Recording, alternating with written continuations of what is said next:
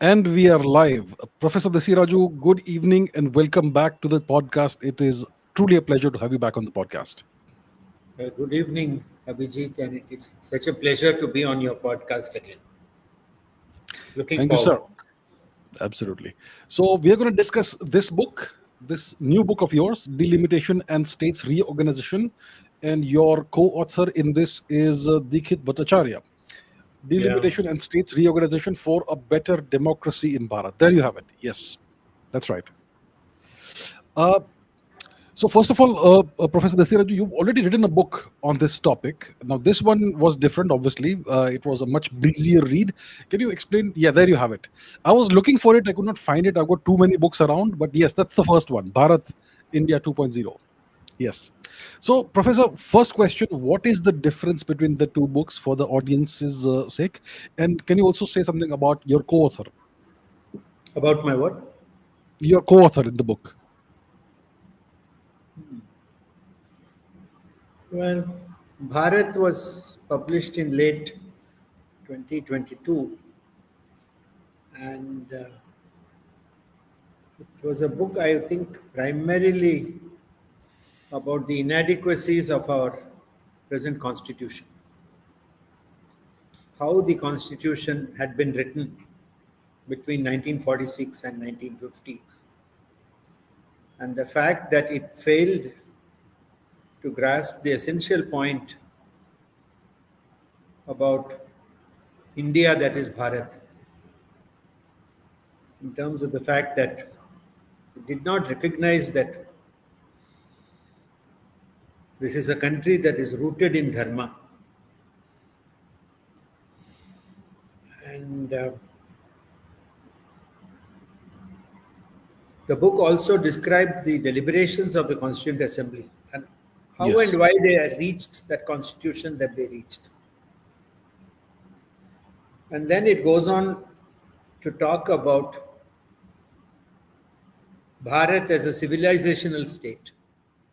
So it went on to explain the difference between a civilizational state and a nation state. I hope we do have some time today, Abhijit, to talk about this aspect, because since Bharat was written in 2022 and today, Mhm. most notably after Donald Trump has taken over in the US, the whole idea of the nation state itself is dissolving very fast. Indeed, And indeed. I myself have Yes. written several short pieces on the breakup of the nation state. Mhm. The fact that this nation state construct, which has been with us since the 30 Years' War and more definitively since the 1815 Congress of Vienna, Mhm. and profoundly reinforced again in a different way after World War One, that nation state model is now crumbling. So I do hope we have a little bit of time uh, to talk about the process by which nation states kind of dissolve and remake them as civilizational empires, Right. which Certainly, there sir. are four Certainly. of them today, Bharat being one of the four. Mhm. And then the Bharat book also goes on to say that to reassert our civilizational nature, what we need is a remaking of our states. Mhm. Instead of the 28 states and 8 union territories which we have, the book argued for 75 states Yes. of roughly equal population, but that was not more. What was stressed was that these division of the 75 states was very organic, and it took into account geography, history, culture, language, literature, way of life, religion, everything that made Bharat Bharat. And the fact that these demarcations, what we call micro diversities, Mhm. that a citizen of Bharat can take emotional pride in his or her micro diversity, but have a profound national emotion when he or she thinks of himself or herself as a Bharatiya. Mhm. So the emotional joy of your micro diversity does not contradict the national joy of being a Bharatiya. I think that was basically what Bharat was about. Mhm. Now, 2.5 years down the line, I have called this actually a sequel: Delimitation and States Reorganization. Now, the states reorganization part was mentioned in Bharat, but on a purely civilizational basis. The completely new idea that is coming out in the second book is this matter of delimitation. You see, there is not much politics in the first book, Mhm. in the sense that, Yes. in fact, I mentioned in the foreword of the first book that no leader or political party after the emergency was even mentioned in Bharat. Mhm. It had more to do with constitution, why it didn't work out correctly and stuff like that. But the delimitation book is now about a acutely political issue it was created because of politics, and the Yes. solution must also come through the politicians. Mhm. So delimitation, the second book, is unabashedly political in its nature. Mm. Although politicians, current day politicians, are still not mentioned by name. But Right. people who were responsible for this delimitation problem today are mentioned. And delimitation, as you now know, is coming to the foreground. So if you have Mr. Amit Shah of the BJP and Mr. Stalin of the DMK and Mr. Siddaramaiah of the Congress, Mhm. all within 48 hours talking about delimitation, then clearly this is a matter that affects all political parties. It is not really a partisan affair. It is a affair that affects, and we have mentioned in the book, Deekhit Bhattacharya and I have written Mhm. that the effects of this delimitation problem have affected all the parties for better and for worse. So no one party has only gained because of the delimitation freeze. The first time I'm mentioning the word freeze. Mm. Because delimitation, which is a natural event in any electoral democracy, of which there are 15 to 20 good electoral democracies today, of which India is one. So delimitation ought to be a natural part of this thing. And India is the only decent electoral democracy where the delimitation has not taken place for 50 years. That is the freeze. Yeah. Mhm. So why are we like an odd man out here?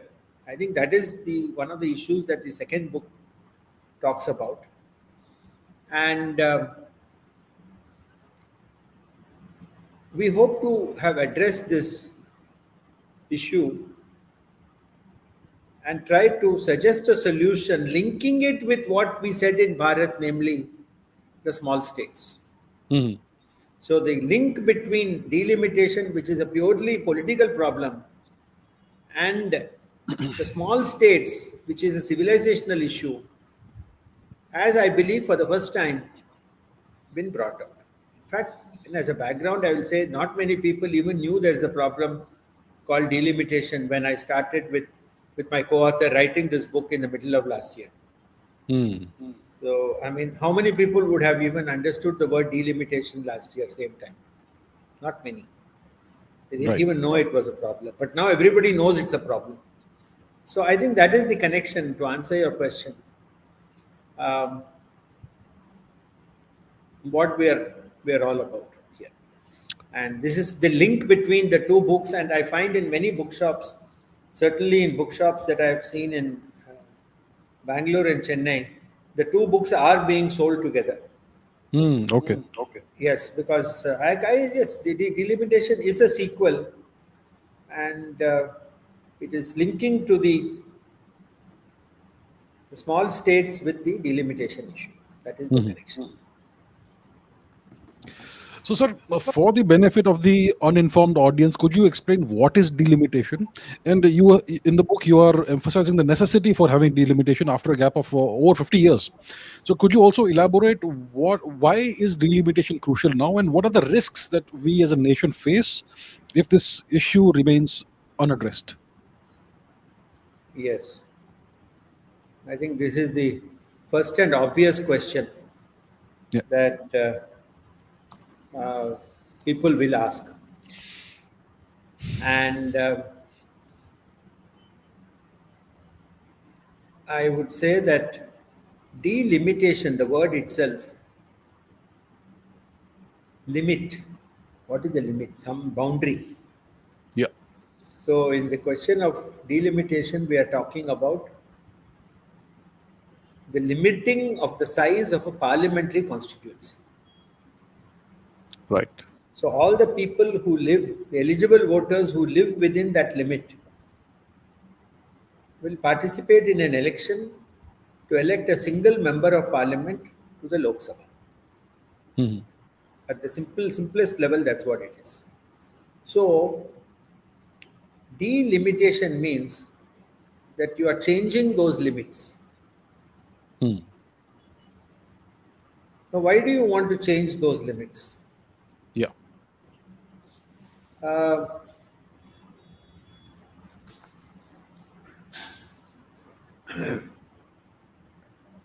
the fact of the matter is that the number of people in the parliamentary constituency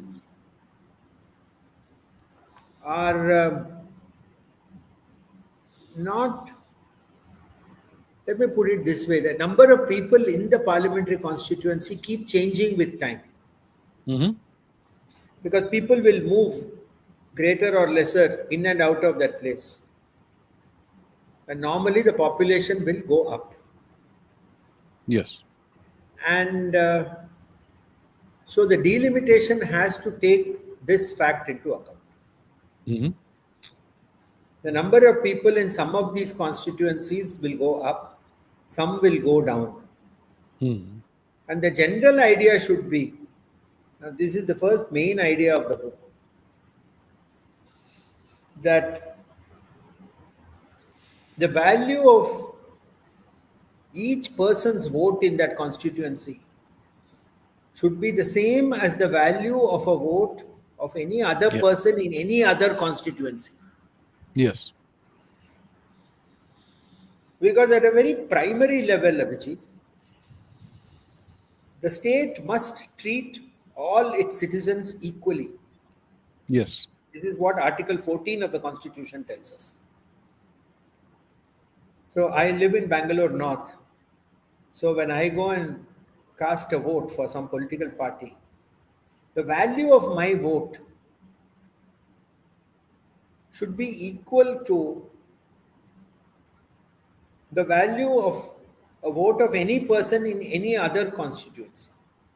yes, And just for purely comparison sake, since I'm very familiar and have lived extensively in both Bangalore and Chennai, I'll take a constituency in Chennai which is called Chennai Central. hmm, And for those of you who are familiar with Chennai, this is the area around the central station.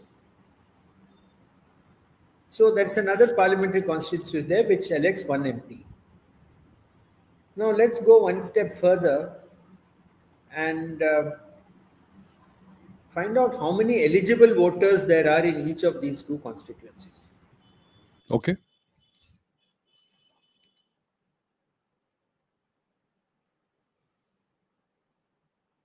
31 lakh eligible voters. hmm, It's a huge number.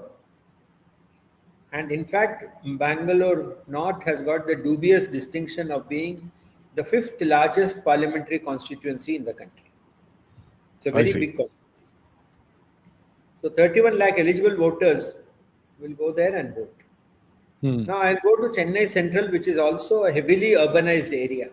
So there is no much geographical difference, or it's not a sparsely populated place, Chennai Central. Yeah, Now the number of eligible voters there is 14 lakhs.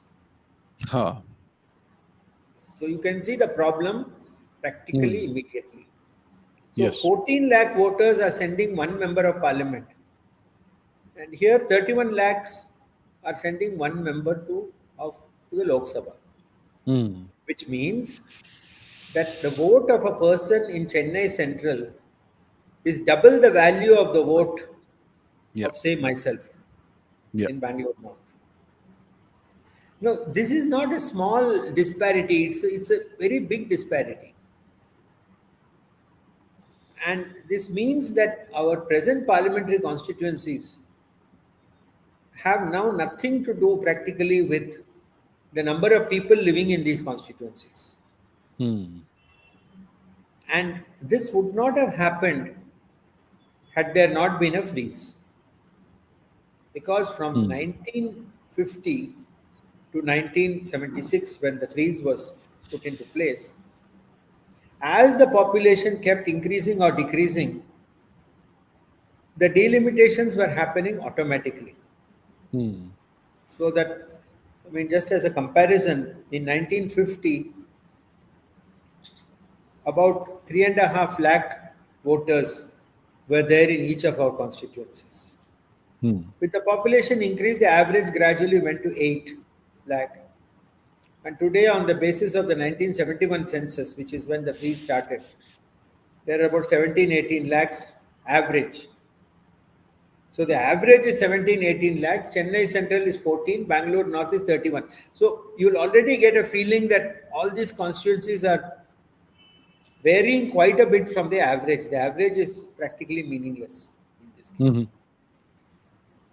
And so this is really the first and big problem, that each vote does not have the same value. In fact, if you buy the book and you look at the back cover, it says each vote same value. Yes. Each vote does not have the same value in India today. So whatever else the politicians may do or may not do, this has to be addressed. And this each vote does not have the same value because since 1971, when the freeze was put into place, there has been too much of migration of people from one place to the other, point number one. Hmm.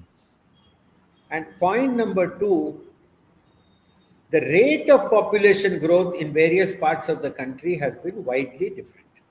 Yes. And this brings us to the second problem, that the rate of population growth in the large North Indian states has been much higher Hmm. than in the case of the 4 or 5 South Indian states. Hmm. And so, if you stick to the 1971 census and the constituency limits based on that day, the South Indian states today will be overrepresented Hmm. because the populations have not grown so much, but the ratio of voters to MPs was 1971 values. Hmm. So as a result, a vote in a vote in Tamil Nadu is 1.6 times the value of a vote in Rajasthan or something. Right.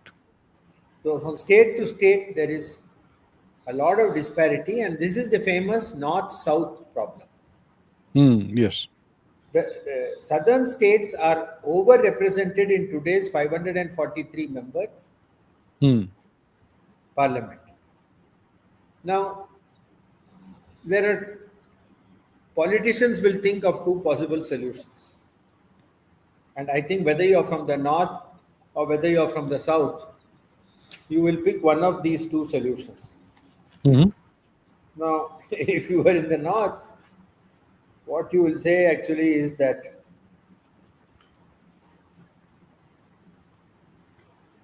the delimitation should be based on population. Hmm. Because you should say that, you will definitely argue like that. You will say that delimitation should be based on the number of people living in that constituency. Hmm. So you please, since we don't have a census, let's at least compromise and go to the 2011 census. That's another problem that, Yes. Yes. You mentioned that. that we don't even have a current census to go by. Yes. And so, if you take a population based delimitation, Mm. this favors the north. Mhm. On the other hand, the South Indian states will say you do a proportionate delimitation. In other words, we have got 543 Lok Sabha members today. We are told that the new parliament has got 858 chairs or seats or something. Uh-huh. I don't know whether the number is 858 or 888. I tried to find out but could not get a clear answer. Some people are saying 858, some people are saying 888. So Okay. if you say that the seats should be increased proportionately, which is what the people in leaders in Tamil Nadu are saying. Mm. So you simply take the seats and proportionately increase it, multiply the present seats by a ratio of 858 divided by 543, which is about Oh. 1.8 or something like that. So you just proportionately you increase it. Now you see, neither of these is a good solution if you come to think of it. Firstly, the South Indian solution relies on populations as they were 50 years ago. It Yes. has no relationship with today's population. And it has or doesn't even have a relationship with where these people are living. It assumes that they are living in the places where they lived in 1971. Now, the North Indian solution, which to my mind is slightly better because it is based on population, will give them an inordinate share of the power to the northern states. Mm-hmm. Yeah. Now, if this what I'm saying sounds reasonable, but if you come to think of it, we all live in an electoral democracy. In democracy, Article 14, each vote same value. The people in the southern states must understand and must realize that we are numerically smaller. Mm-hmm. So, what gives us the right to say that we need to have more representation? We don't have the numbers. And let's not bring in arguments that we followed family planning or our industry is better or we are richer. Basically, in every electoral democracy, each vote must have the same value. So we should realize that also we are numerically smaller. And if you are numerically smaller, you cannot ask for rights which are not commensurate with your population size. This is something that the South Indian political leaders, well, they understand this, but they don't want to admit it. Mm. And this brings a second, I would say, this is very interesting, that there is a psychological point here. Now, and this also concerns something that has been part of the political discourse. Abhijit, we are not a federation. Mm-hmm. We never were. Okay. The Constituent Assembly has stated very clearly that we are not a federation of states, we are a union of states. Union of States. Ambedkar expresses it very pithily and says we are a union of destructible states in an indestructible union. Yes. The states, please remember, are purely a creation of the union. Mm. Because in any federation, whether you talk about USA or Switzerland or Germany, the states were sovereign entities that came together voluntarily Yes. Yes. and gave up some of their sovereignty for the larger good of the federation. Mm. And in certain cases, like I believe Switzerland, they reserve the right to come out of the federation at any time. And Yes. that's why it's called a confederation. So much so that in Switzerland there are 26 cantons. They call Yeah. them cantons, what we call a state. Cantons. The canton can even issue a Swiss passport. Hmm. There's no federal government in Switzerland to issue the passport. Well, they can issue also, but the canton might as well do it. So that tells you that they have still retained a large measure of sovereignty, but for the fact that they have a common currency, the cantons in Switzerland are, mighty independent of each other. Hmm. So that is a federation. India is not a federation.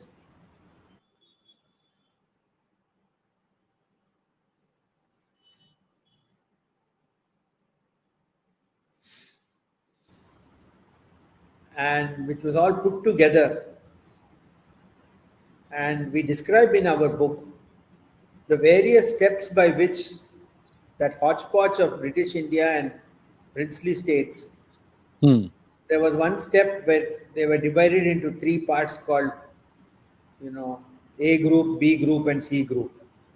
A group being largely British India, B group being largely princely states, and C group again another hodgepodge that they could not fit into either A or B. There were things like Manipur, Delhi, or Ajmer or something. They Hmm. were under some special category in the British era. So there was this ABC category, and then of course you have the States Reorganization Committee of 1956, which we describe in great detail, which did a lot of this making and remaking of the present states. Hmm.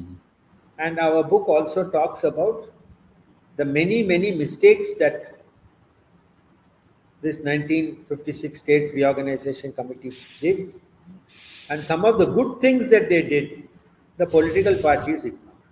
So it was not that the SRC was all bad. One of the notable, I think, mistakes they made was that SRC recommended splitting up of UP already, Hmm. and the Congress was so powerful in UP that they did not accept that recommendation. And the same holds true even today. UP has become the key to winning the general election. Yes. So any political party that has full control over the state of UP, which was what was true of the Congress in 1955 and which is what is true of the BJP in 2025, they will be loath to to split UP into many states. Hmm. Even though the present UP CM, when he was a member of parliament, had asked for it, Mayawati, when she was CM, had asked for it, Yes. but no political party that has got complete mastery over UP like Congress in earlier years and BJP today will ever agree to dividing UP into small states. Although everybody has said that this is something that badly needs to be done. You see, why they don't want to do it is that when you have a large state, Abhijit, especially a large linguistic state, Hmm. and now I'm using the word linguistic state for the first time. Linguistics. Linguistic states is again another idea that Dr. Ambedkar came down very harshly. He Hmm. said this will cause a lot of problems, and which it has caused. So Yes. if you have a large linguistic state, two things happen almost immediately. The politicians will cobble up a patchwork of caste affiliations Hmm. in order to keep their continued political power. Yeah. So they'll stitch together an alliance of castes, and this will happen in large linguistic states. This has happened in UP, it has happened in Tamil Nadu, it has happened in Maharashtra. To some extent, it has happened in my own state, Karnataka. Hmm. The second thing that it does is it artificially homogenizes these states, Hmm. Yes. and it tries to find some fake identity for this homogenized thing, which is Hmm. true in not so much in UP, but definitely true in Tamil Nadu. Hmm. And this fake identity, unfortunately, is language. Yeah. So the politicians of the day have found language is a very convenient fake identity to stoke up the emotions of uneducated people. Hmm. Language never was a determinant of any identity in our country, and our book shows very clearly that this was a cancer that was spread into our system by the British. Yes. And the place where it started, of all places, is actually Orissa. Hmm. Not many people today, when you talk about linguistic states, people usually think about Tamil Nadu. Hmm. No, it didn't start there. It started in Orissa around the year shortly after the First War of Independence. And we show very clearly that linguistic states was an idea that was fostered by the British because the Sarkari Naukri under the British Raj was the only stable way for a person to earn an income. And the British declared things called official languages. Hmm. So you had a Bengal presidency which included Bengal, today's Bangladesh, Assam, Bihar, Odisha. So all these places were the old Bengal presidency, and the official language there was Bengali. Yes. So if you didn't know Bengali, you couldn't get a government job. So everybody wanted to have a place where the official language was their mother tongue. Hmm. So the cry for an Orissa linguistic state started quite early actually. It was granted in 1911 when the partition of Bengal was undone. Curzon Hmm. partitioned Bengal in 1905, and then because of a popular outcry, he undid that partition. But immediately, Orissa and Bihar were split off as from Bengal. Hmm. So Orissa actually became, I would say, our first linguistic state. And then the rest, of course, is a sad story which we talk about, Andhra. And because Andhra asked for and got a linguistic state, it's a very funny example because the Telugu speaking people were more numerous than the Tamil speaking people in the Madras presidency. Hmm. So the more numerous group wanted out. I mean, Hmm. imagine that. Not the smaller group. The bigger group wanted out. And essentially, Tamil Nadu defaulted into becoming a linguistic state, although, mind you, the origins of this Tamil movement or Dravidianism started with Periyar, Hmm. or Yeah. we correctly called E.V. Ramaswamy. Yeah. That word Periyar means big person, and I don't think he's a big person. Hmm. So we'll call him E.V. Ramaswamy. And he actually had some idea. If you recollect the Montague-Kempsford reforms of 1919, Hmm. the British actually encouraged the Justice Party, Hmm. who was a virulently anti-Brahmin party, which was espousing the Dravidian movement. And Yes. we devote quite a bit of time into discussing how this Dravidian movement started, starting with the foreign missionary De Nobili in 1604. So Hmm. Dravidianism is almost 4 centuries old. Hmm. Four, yeah, 4 centuries old it is. So it is not a new thing. And the main tenet of that is that Dravidians or Tamilians, they are not better or they are not worse than anybody else, but they are different. Yeah. So right from the beginning, they keep saying we are different, we are different, we are different. Yes. So that is why they say, let us destroy Sanatana Dharma, let us destroy, kill Hmm. Brahmins. Many quotations of Periyar we have mentioned in the book where he says, go and kill a Brahmin and all that. Hmm.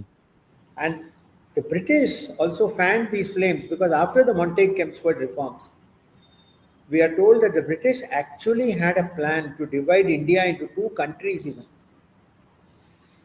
South India and the rest. Hmm. And they felt that the Justice Party would be a convenient tool in their hands to further this division. Don't forget, already Sri Lanka they separated Yes. Burma. See, when you have a strong colonial power, they can do whatever they like with the colony that they are ruling Yes. without paying any attention to the wishes of any of the people who are living there. Hmm. They can do whatever they like. So they actually, I believe, harbored an idea to have two countries there, and they thought, and don't forget, Justice Party was one of the few parties that did not protest the Jallianwala Bagh massacre. Hmm. In fact, they even praised General Dyer and all that. General So, Dyer. by today's definition, if you start talking about Justice Party, they're all anti-nationals. Yes. It's so the whole business of linguistic states and where it has led to, and the connection of that with the delimitation.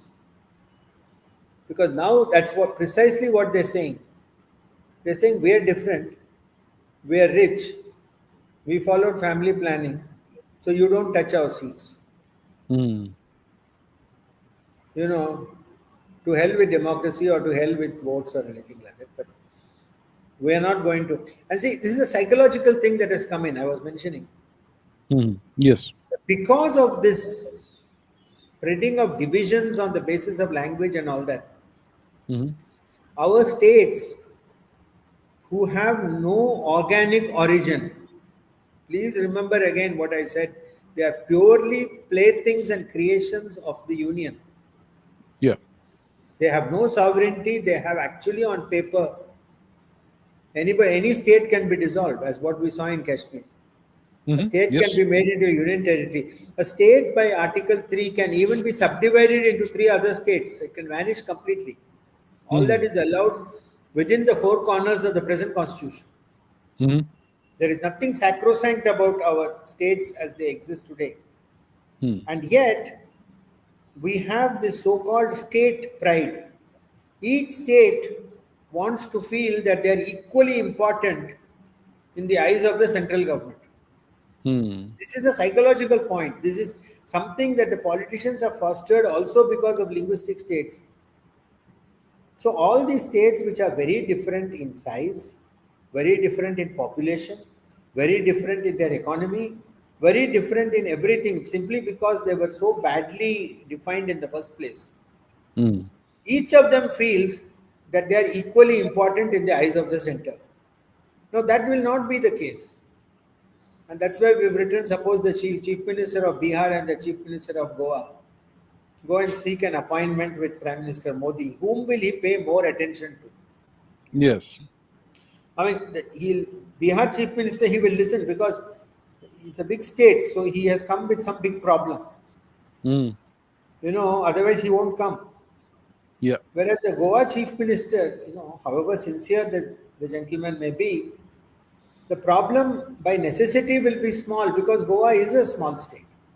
Yes. So there's no point in saying that we are all equal, center should look at us equal. So that brings me to the second motto of this book. I said each vote same value, each Each state same state heft. same heft. That's right. So each state today feels it has the same heft, but it doesn't. Mm. And so this brings me to the second important point of the book. Mm. And that is if the states are made of equal size, Yes.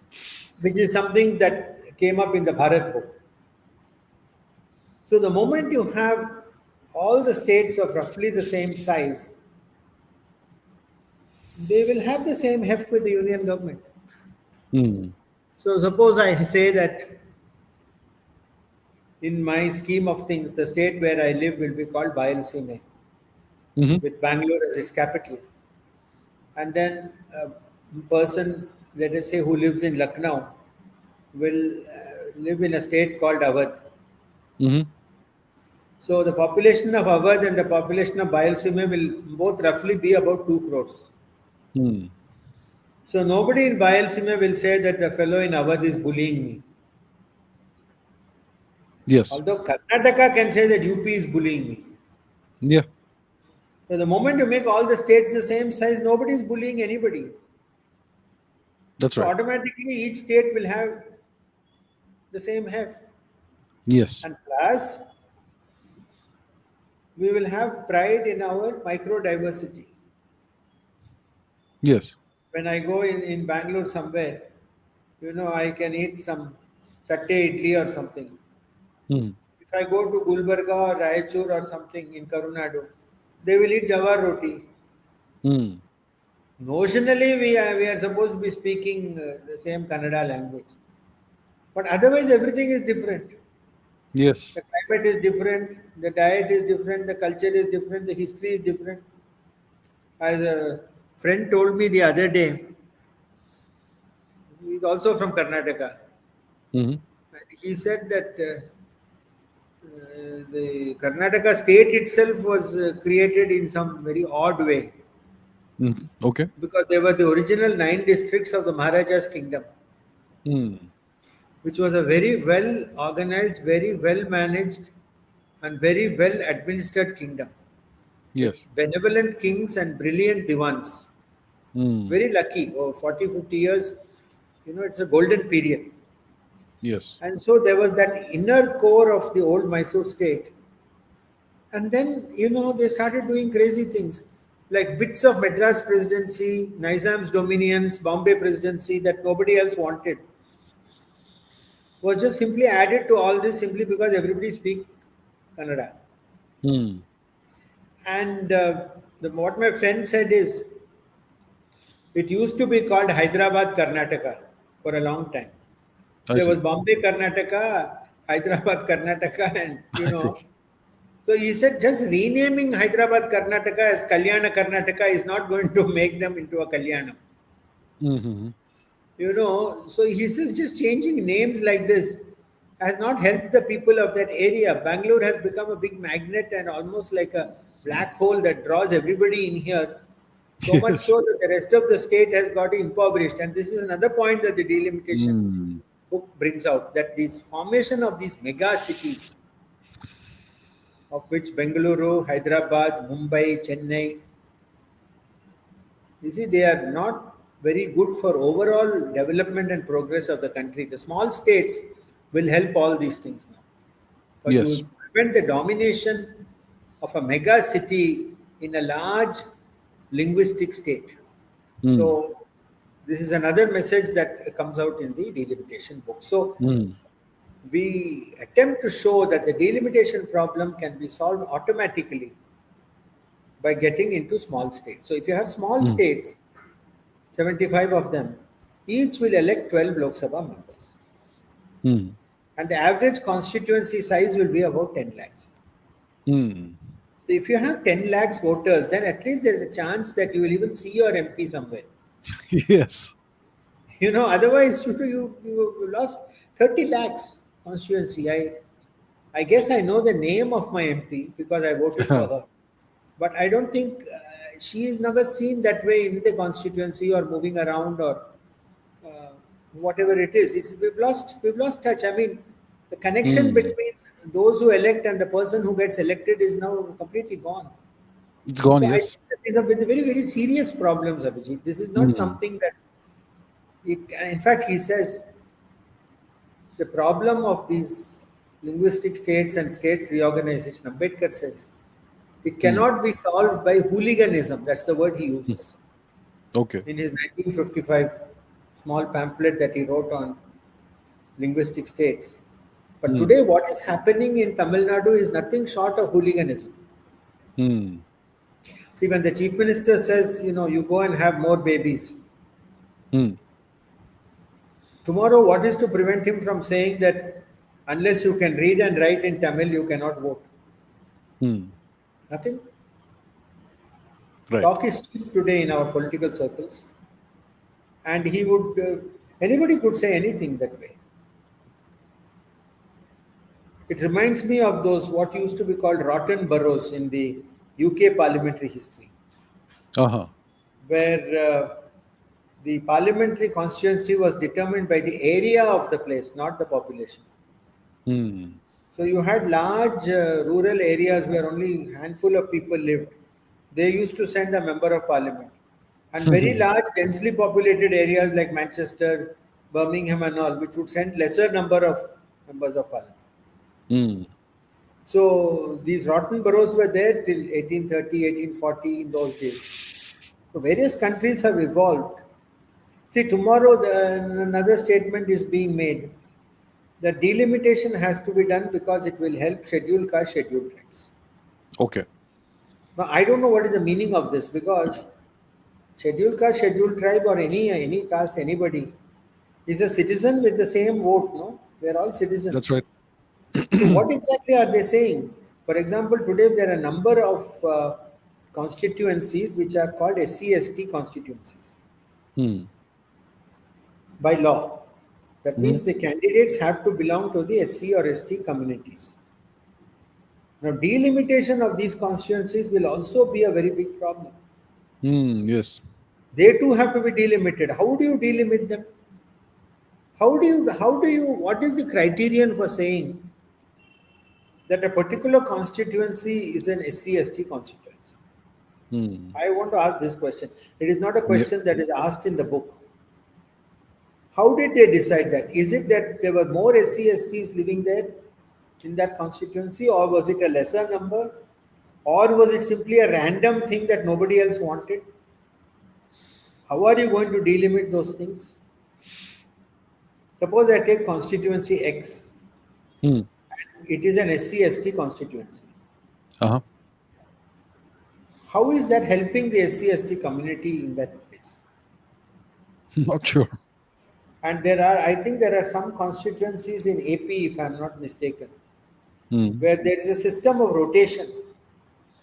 In one general election, it's SC/ST. In the next general election, it's general category. Okay. It's quite irrational, but I did visit one place in Andhra where I'm told that that is the method that's being followed. Hmm. Who decided all these things? On what basis is it decided?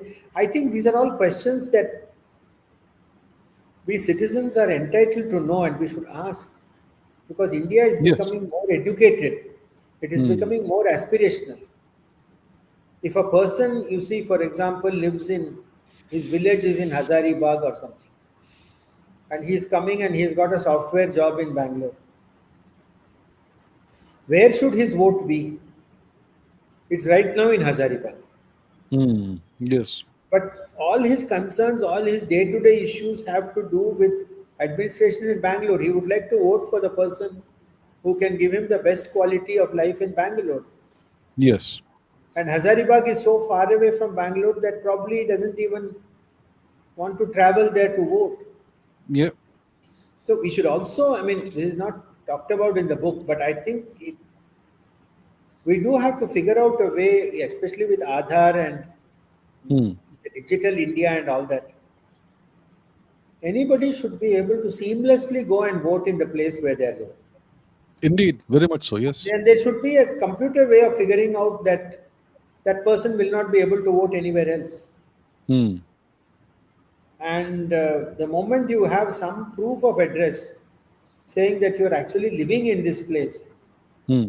you should be actually able to go and vote there. I mean, this is Indeed. actually nonsense that in this matter. And let nobody say that no, you can hack into the system. Nobody can hack into any of these systems. Hmm. Is anybody hacking into your bank account unless you are incautious enough to part with an Hmm. OTP or something? Has Yeah. any money been taken from any of our accounts?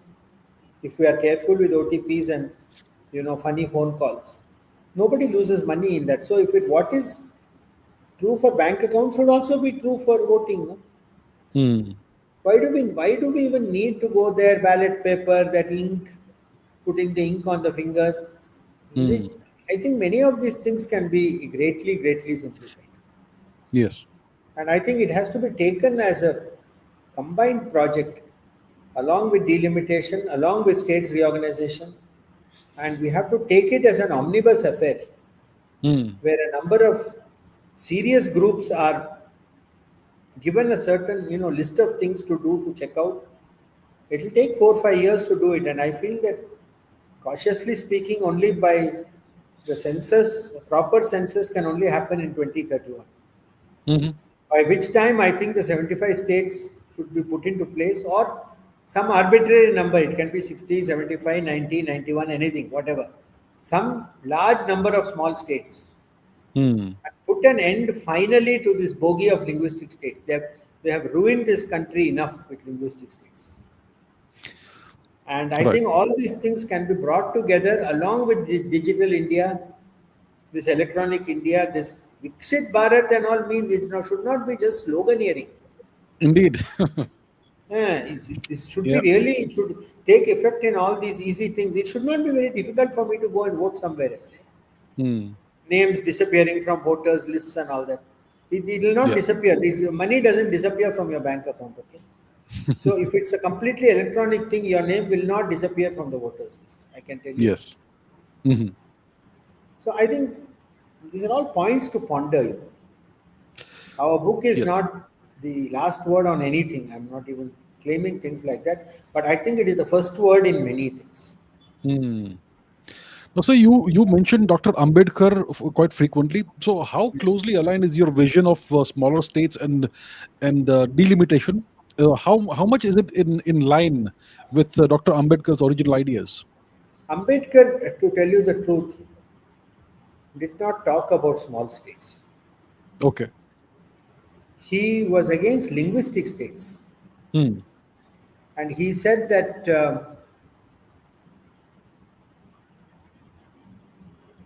one state, one language is a good idea. Okay. That means in any given state, all the people should speak the same language. Hmm. But he said that the opposite is false. One language, one state. That is, everyone Hmm. who speaks a particular language should belong to only one state. He said that is very bad. Hmm. Hmm. The person or persons who were really the first to talk about small states defined organically, as Professor Murli Manohar Joshi points out in his wonderful foreword to Hmm. our book.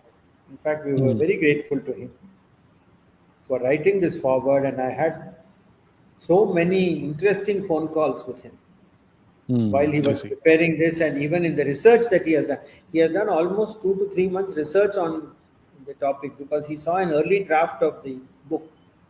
I And see. he, in fact, called for some original maps, I believe, he told me, of the Kashi Hmm. area and Mithila area and all that, I to see. see I see. whether what we have said is correct. Uh-huh. And he has done a lot of research in this topic. And if you read his forward, he mentions old records of the Chola kingdoms and all that, Hmm. where he says that this was, and he is the one who pointed out to me that it was Deen Dayal Upadhyay and Kamalapati Tripathi, who were both youngsters at the time of the Constituent Assembly, Hmm. who strongly came out in favor of small states. Hmm. And that was the first mention of this idea of small states. And then he said it should be on a dharmic basis. It should be Hmm. on the basis of our 5,000 year civilization. Hmm. It should not be on the basis of some hodgepodge Yes. that the British created in the last 90 years of their rule from 1858 to 1947. Hmm. And he does mention that, and he said Pandit Deen Dayal Upadhyay, in the first meeting of the Jansan, Hmm. brought up this matter. And he said that this Constituent Assembly has missed a valuable opportunity Hmm. to redefine our states de novo. We Hmm. should Right. not have gone into that. See, what we did was some cut and paste. Yeah. And see, everybody realized, like Ambedkar realized, Patel realized, Nehru realized, that those state boundaries were not forever. Hmm. They knew that they were only a temporary thing, and Yes. they had to do something, so they did. But then the politicians got used to the state boundaries and made their various strategies on these boundaries. Yes, And that's so right. now there is a strong vested interest against changing them. Yes. But I think there has to be a national consensus on this. Hmm. And the fact that now, you see, Mr. Stalin doesn't have to feel that he is being discriminated against because Karnataka will be divided, Bengal will be divided, UP will be divided. All will be divided on some common rational basis of Bharatiyatva. Hmm. And then nobody need feel that only my state, and see, this whole idea of my state, I think is a very false idea because it is built around this, as I call, fake language identity. Hmm. And so I think that it is one of these situations where there has to be a coming together of the whole nation. Hmm. And this is the political class must now, I think the people are clearly of the mind that all is not good. in the present constitution. I think gradually this overturn window has been shifting. Hmm.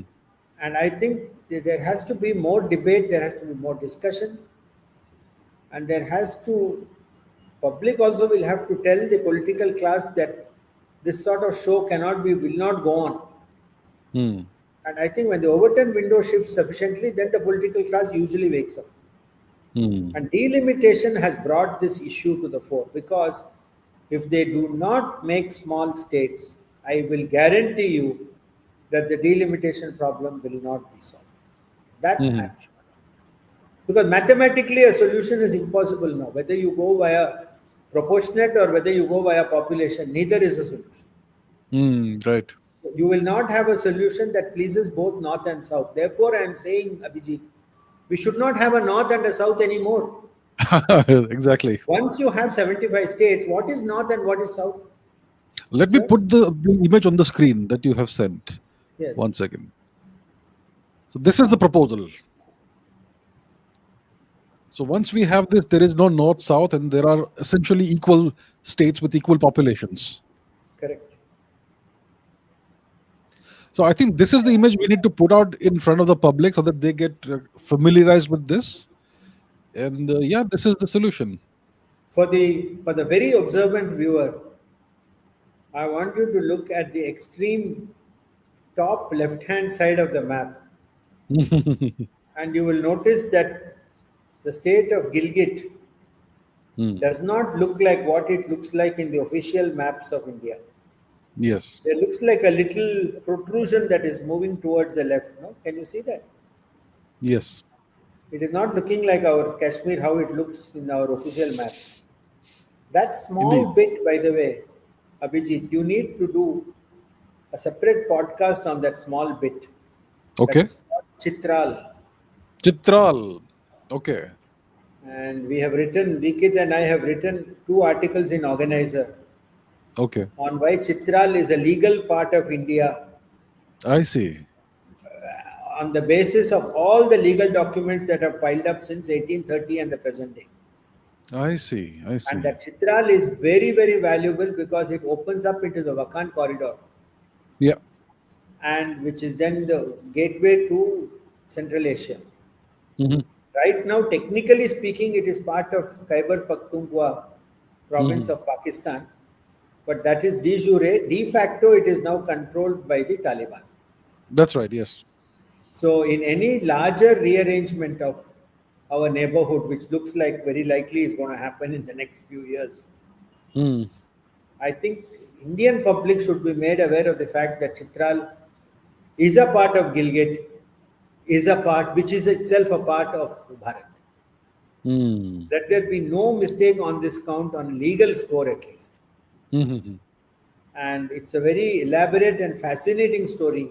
So I want people not to feel that we have made a mistake in drawing that map like that. It's very, Okay. very deliberate. And the interested viewer should find out more about Chitral and read our 2 articles in Organizer on this.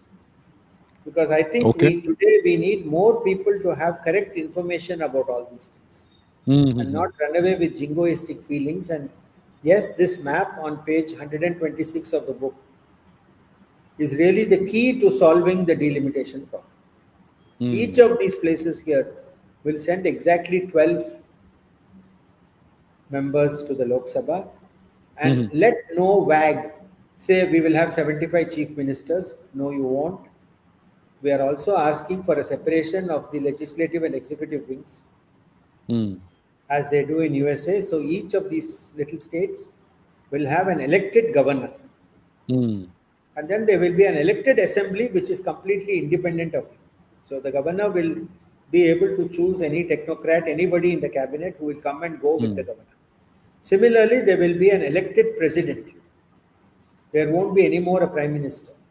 Hmm. So there will be an elected president with his own cabinet, and just like the US, which is an excellent system of the House and the Senate, Yes. each one of our 75 states can have 2 senators, so that the states then truly begin to start feeling equal. Yes. They're all the same size, they'll all have 2 senators, and then you will have the equivalent of the House of Representatives, Even there, the proportions will be equal because all the state populations are the same. Yes. Nobody will feel left out. Nobody will feel superior. Nobody will feel inferior. And then Hmm. we have also got a little section that apart from all this, each of these 75 states will become a little economic powerhouse. Hmm. And we cannot have the room and space to talk about all of them, but we talked about four, which Hmm. I call my four Ks: Hmm. Kashmir in the north, Kutch in the west, Kongu in the south, and Kashi in the east. Hmm. So these four will be the four economic powerhouses, small ones. Kashmir will go for agriculture Hmm. and value addition of lavender, rose, and things like that. Kutch will go for solar energy. So Kashmir will beat Bulgaria. Kutch Hmm. will beat Israel in solar energy.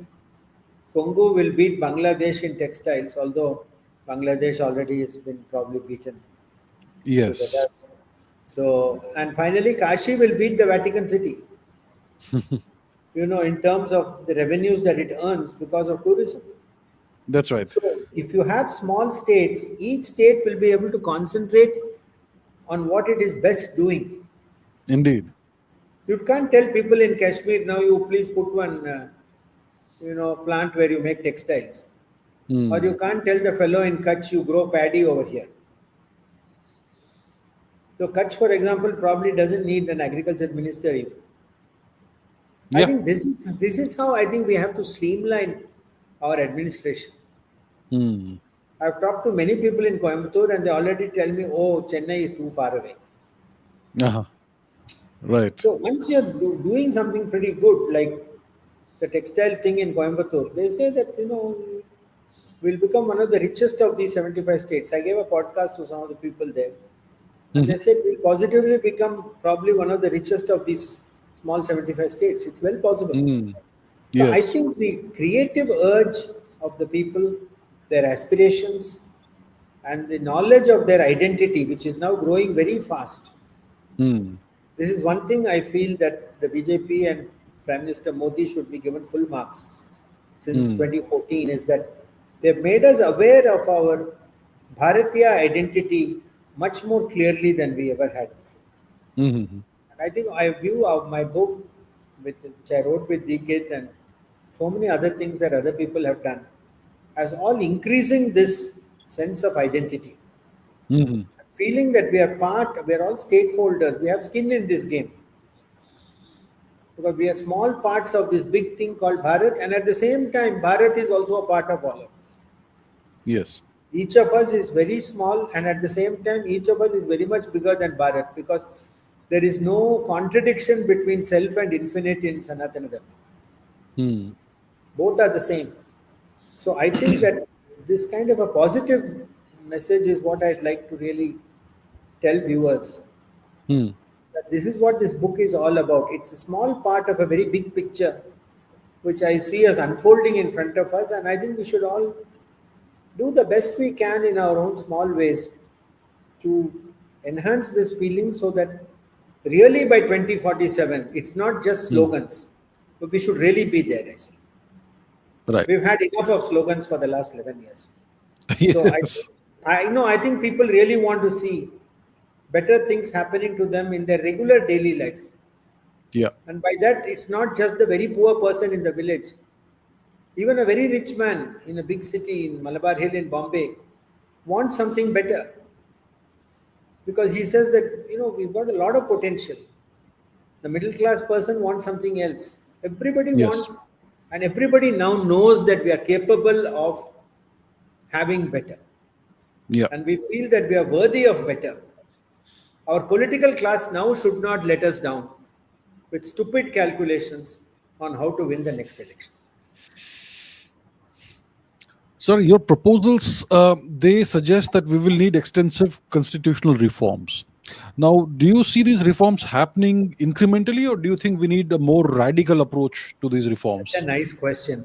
In fact, this is covered in another book manuscript that Mr. Bhattacharya and I are writing.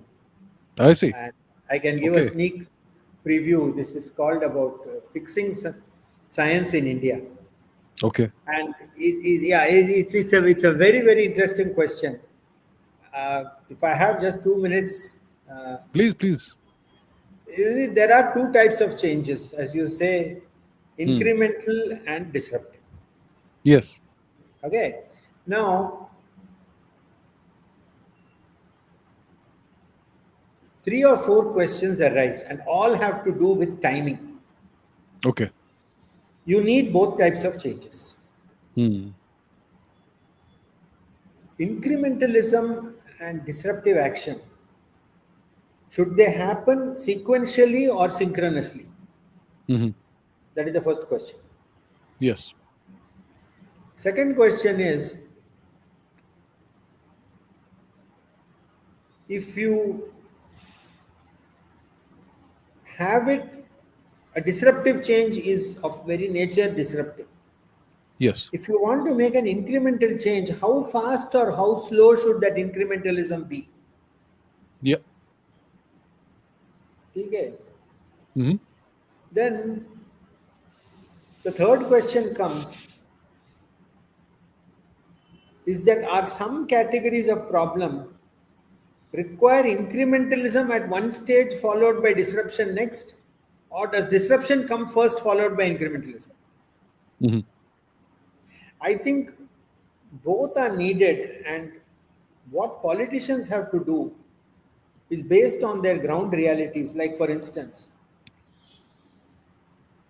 let's take an example of caste reservations Okay. for educational purposes and jobs and all. Hmm. Now, on the face of it, you would think that this is a place where the change must be incremental, Hmm. that it cannot be disruptive. But there is a way out of this where you can have graded incrementalism. Hmm. The reservations should be there up to, say, class 12. Hmm. Okay. But you make a disruptive change, when you come beyond class 12, it must go completely. Hmm. Because 12 years should have been enough for the person to take advantage of the reservation and Yes. come up to the level where he or she is expected to come. Hmm.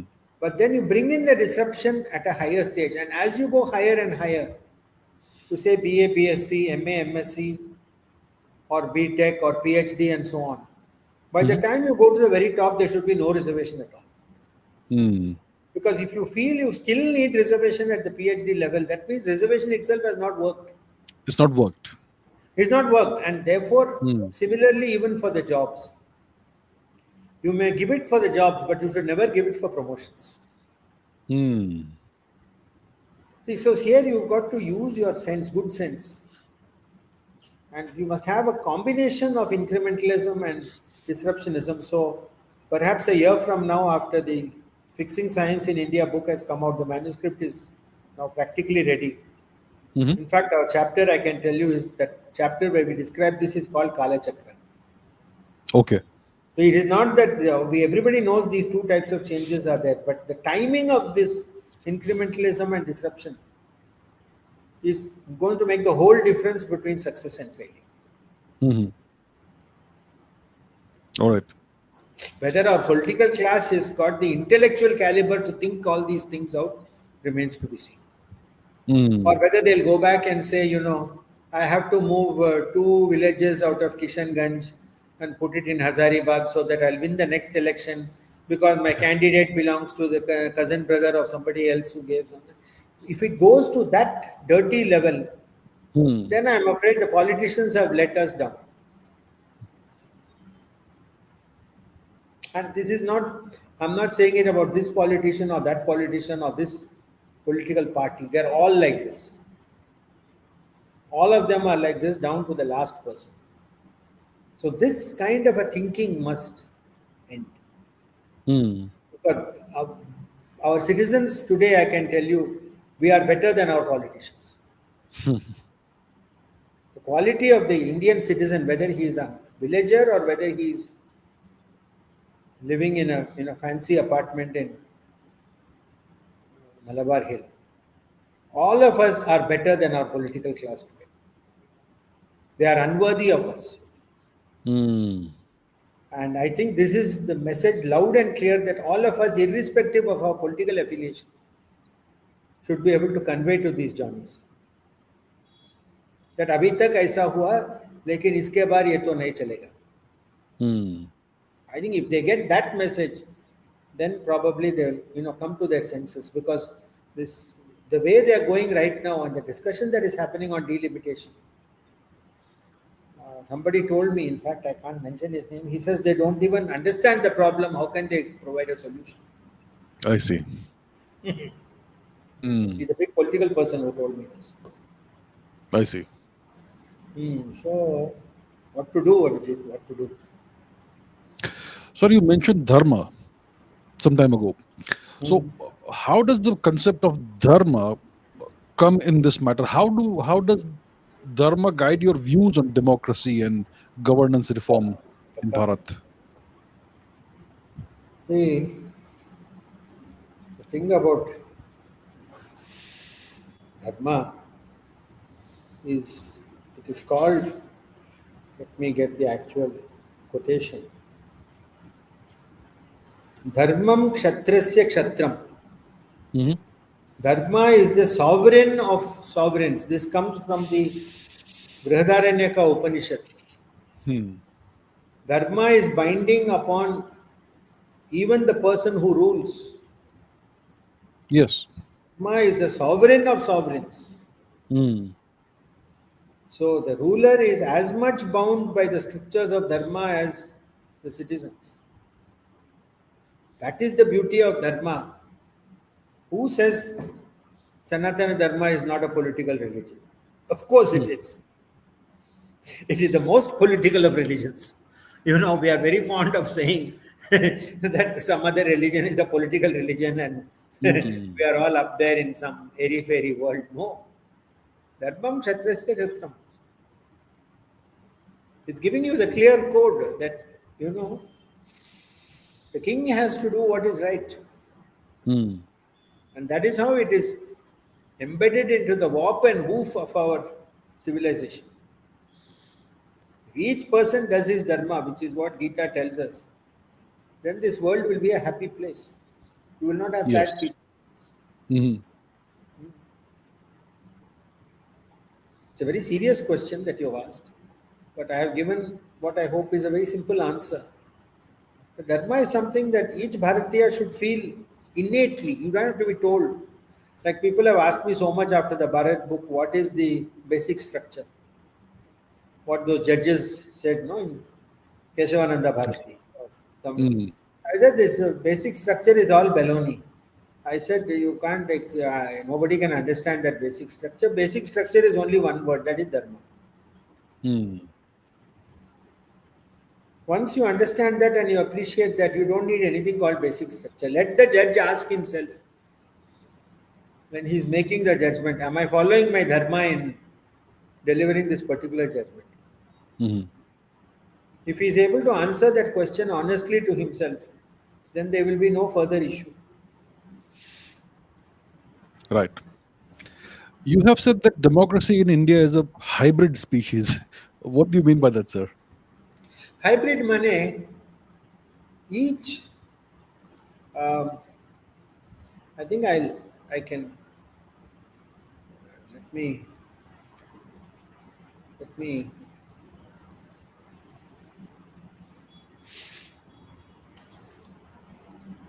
if I could just, page 9 of the book, Okay. I'll read a few lines from the book. If you don't mind. Sure. Sure. Page 9 in the middle. In light of the above, it is fallacious to equate democracy with the manner in which certain Western nations manifest democracy in their own workings. Hmm. It is fallacious Hmm. to equate democracy with the manner in which certain Western nations manifest democracy in their own workings. Hmm.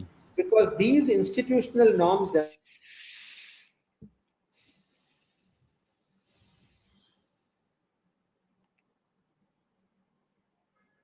means democracy in each country will have a different form. Yes. Bahurupa. Mm. Democracy is what the people and institutions of a particular nation make of their experiences. Mm. Adjudging whether a country is democratic or not based on the normative benchmarks of alien peoples is Mm. antithetical to democracy itself, considering that such a frame privileges the views of unconnected foreigners over a people attempting to democratically exercise self determination in how they wish to be governed. Right. So, I will not accept the democratic norms of somebody, especially in the UK, Mm-hmm. because they have nothing to do with us. Their experiences That's have right. been different, Yeah. their background is different, the way they formed their democratic institutions is different. I will especially single out the UK because the blight and curse that they have caused on us is equal to no other country in the world. Indeed, it's a very pertinent example.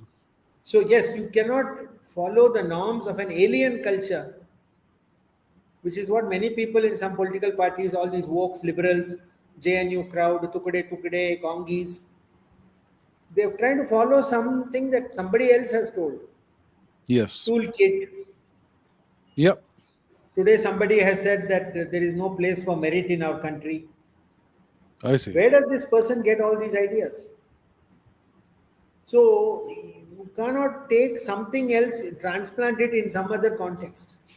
And that is why I call it hybrid. Either the VDEM and all call it electoral democracy or electoral autocracy or something. Yeah. Yeah. It's hybrid. I mean, each country is different. But Absolutely. one thing is for Absolutely. clear, we are a democracy. Mm. You and I cannot be having this conversation with each other if we were not a democracy. Clearly. Indeed.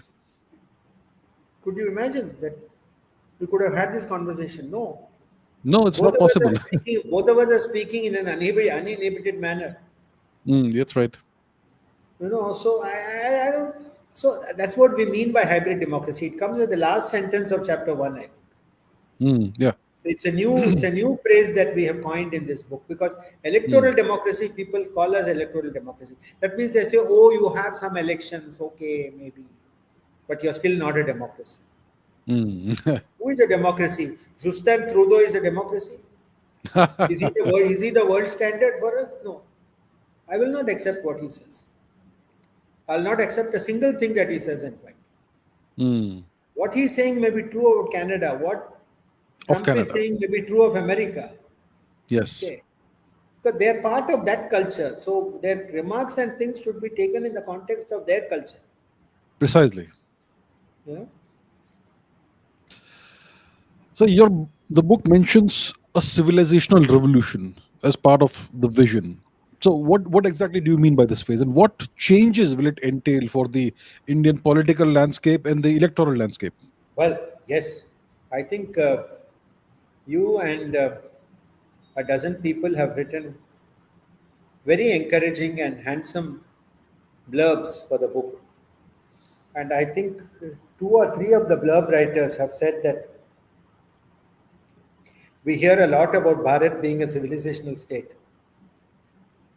But this delimitation book gives us a working plan as to how a civilizational state is to be governed. It is to be governed in a different way from a nation state. Mm.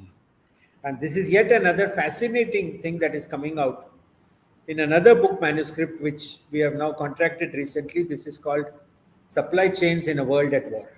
And this will I see. definitely come out by September. Okay. So, in supply chains, we talk about how a world at war. What is the war today? The war is the nation state dissolving itself out and Mm. four civilizational empires coming up: Mm. America, China, India, and Russia. So, this is the high table today of international relations. Mm. So, these are the four empires. They are much bigger than countries. Mm. So, what is the Indian empire? What is the new Indian empire? Mm. What this civilization is going to be? It is going to be roughly contiguous geographically with the old Bharat Varsha. Okay. everything from Kandahar to Mandalay, Hmm. from Chitral to Sri Lanka, Hmm. including Sri Lanka. Hmm. So the concept of the nation state itself is going to gradually morph into a central core, which is today's political India. Hmm. And then there will be all these things surrounding us. We can call them countries. They may not be part of a political union with India, but they will be strongly linked economically through Hmm. the supply chains. Hmm. And they won't be at war with each other anymore. Hmm. But they will be a sort of a loose union, because whenever you don't have a nation state, see, one of the characteristics of a nation state is that you have the line is, there's a boundary, there's a line. Yes. I'm standing in Attari, and then I cross that single line, which is a line has no dimension, no? It's a dimensionless quantity. It has only one dimension. I'm putting Yes. one step from Attari to Vaga, I'm in another country. Yeah. But when you don't have a nation state and when you have a civilizational state, you will have a buffer zone which Yes. may be Hmm. 100 kilometers wide. And this Hmm. is already happening in our northeast when they talk about a new chin state. Hmm. We are used in Asia, we are used to the concept of civilizations and empires. Tibet, Nepal, Manipur, Myanmar, they are all buffers. They are all part of the breathing room of India, breathing space. So we're going to have to get used to Bharat being a big empire, Hmm. and the very, very old historical things. It stops around Afghanistan, because after that the Yeah. Persian Empire begins. Hmm. They That is another big one. And so we will come into an organic adjustment with all these people and places. Hmm. So even the wars may be economic between empire and empire. Even that, the four empires cannot be blatant enemies of each other. Hmm. This is what Donald Trump is telling us, that America, Russia, India, China can never be sworn enemies of each other like how USA and USSR were in the Cold War. Hmm. The era and the time of these sharply defined enmities is gone. Hmm. And the four empires, of which we are going to be one of them for sure. And because the world has now acknowledged that economically we are going to become so strong Hmm. that we are genuinely, in fact, I can recount a joke. Apparently, uh, first ambassador of India to Russia, Vijayalakshmi Pandit, showed Stalin the map of India, saying, "Oh, we've become independent" or something. Okay. So I believe then Stalin, he pointed to the south. He pointed one small island is there. He said, "What is that?" So then she said, "I believe, oh, that is called Ceylon. That's another country, something like that." So Stalin just gave one word answer. He said, "Why?" Why is it a separate country? Why? That's all. Why does Yeah. it? What are you? Makes What no are you? logical sense. No, no, not today. And if Sri Lanka is completely dependent on India, so you realize Hmm. Stalin was right. He So was. when today Putin says that that is all part of Russia up to Kharkiv and all that, he's Hmm. also saying why? What are you guys Yeah. up to? So I think whole world this way, Abhijit, is now changing, and we're Hmm. all living in a very, very interesting time. Very interesting Because time indeed. all of a sudden, within the last few years, last 10 years, something, this whole nation state idea is Hmm. gone with the wind. Hmm. And more people are getting used to, if you read the works of Alexander Dugin and all that, Hmm. and you go and look at Mackinder's thesis of 1904, where he Yes. talks about the Eurasian landmass. Hmm. So we write that in the supply chains book, that by Okay. Back in this theory. 2075, by Hmm. 2075, we foresee that Russia, China, and India will form a massive Central Eurasian unit. So there I will be see. two spheres. There will be two spheres in the world. One will be the Eurasian sphere.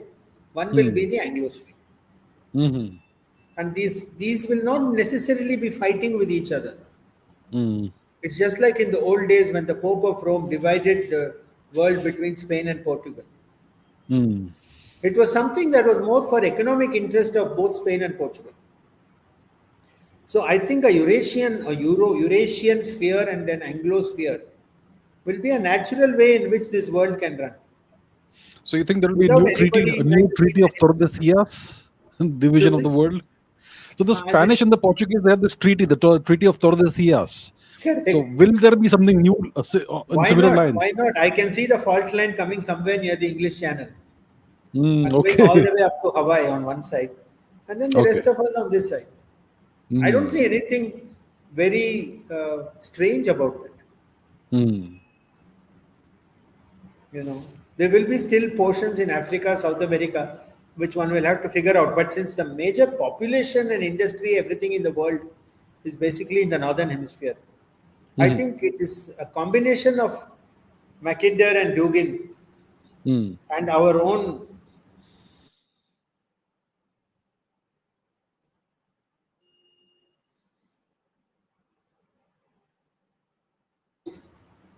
to play a major role in world affairs simply because A, we are numerous, we have got size, we've got Hmm. natural resources, we've got people, our demographic balance is correct.